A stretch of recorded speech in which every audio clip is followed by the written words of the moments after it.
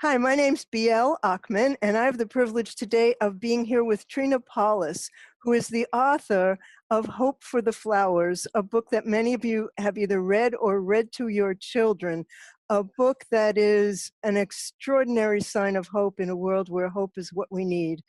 So nice to have you here today, Trina. You know what we need to do before we do anything else? We need to give a little summary of the book. The book, Hope for the Flowers, centers on two main characters.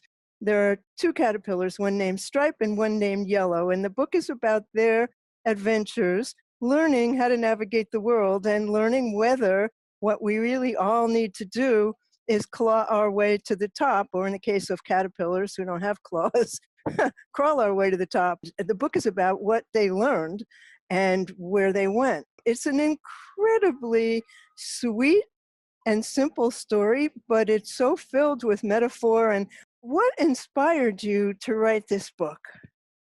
It came from somewhere. I realized how important the image of the caterpillar and the butterfly was in my life, that I'd used it when people had died, and I would make a card for the survivors saying, "Life is changed, not taken away," with a caterpillar and a cocoon and a butterfly. That's one big symbol that I use that's always inspired me. Then the second thing was my experience in Egypt.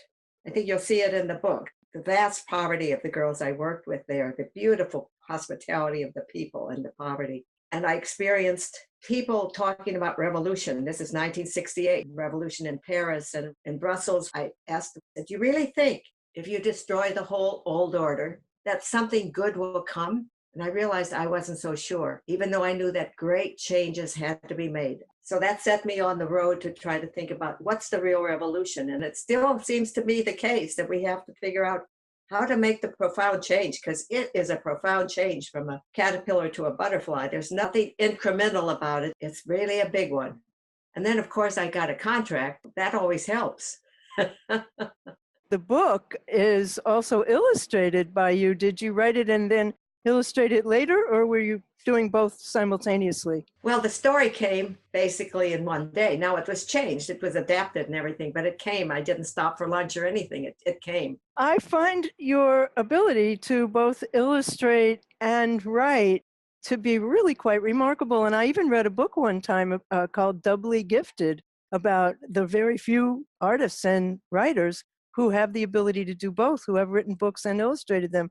You have some very wonderful gifts. There's a quote from somebody named Kumaraswamy, an Indian, who said, "The artist is not a special kind of man. Every man is a special kind of artist." And I've always worked with people like that. And that's what I was doing in Egypt, helping these young girls.